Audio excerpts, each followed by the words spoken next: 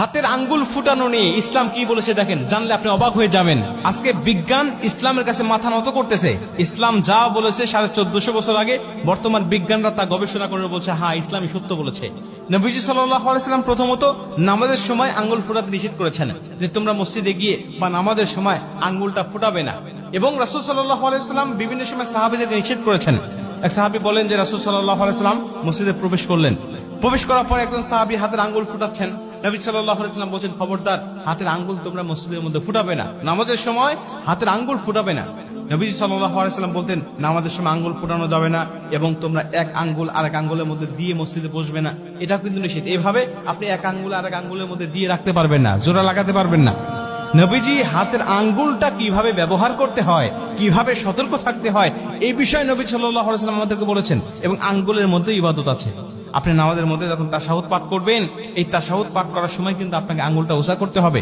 আপনি যখন আশহাদু আল্লা ইলাহা ইল্লাল্লাহু ওয়া আশহাদু আন্না মুহাম্মাদান আবদুহু ওয়া রাসূলুহু আপনি যখন পাঠ করবেন, তখন আপনি এই তাশাহুদ, এই শাহাদাত আঙ্গুলটা কিন্তু উঁচা করবেন।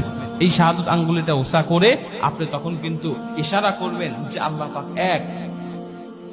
আশহাদু আল্লা ইলাহা ইল্লাল্লাহ, আপনি যখন মুখ দিয়ে বলছেন যে আল্লাহ পাক এক, আমি সাক্ষ্য দিচ্ছি, ঠিক তেমনি ভাবে আপনি আঙ্গুলটা উঁচা করবেন এবং এভাবে আপনি সাক্ষ্য প্রদান করবেন। তার মানে আঙ্গুলেরও ইবাদত আছে। শুধু তাই নয়, নামাজের মধ্যে আল্লাহ রাসূল সাল্লাল্লাহু আলাইহি ওয়াসাল্লাম বলছেন, যখন তোমরা বসে থাকবে তখন এই আঙ্গুলটা কিন্তু কিবলার দিকে থাকবে এবং সারা অবস্থায় থাকবে, একটু ফাঁকা অবস্থায় থাকবে।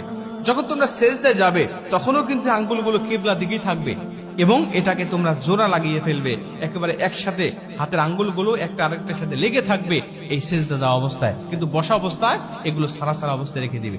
তারপরে নবীজি মসজিদের মধ্যে আল্লাহ রাসূল কিভাবে আঙ্গুলের ব্যবহার করতে হবে, আঙ্গুল দিয়ে ইবাদত করতে হবে, নবীজি সেটাও আমাদেরকে শিখিয়েছেন। বর্তমান বিজ্ঞান বলছে রাসূল সাল্লাল্লাহু আলাইহি ওয়াসাল্লাম হাদিসের মধ্যে, নামাজের মধ্যে, মসজিদের মধ্যে তিনি আঙ্গুল ফোটাতে নিষেধ করেছেন কেন? আমরা গবেষণা করে দেখলাম এবং দেখলাম যে প্রত্যেকটা গিরায় আঙ্গুলটা যে ফোটে, যে শব্দটা হয়, এটার মেইন কারণ হলো এখানে কিছু বুদবুদ সৃষ্টি হয়।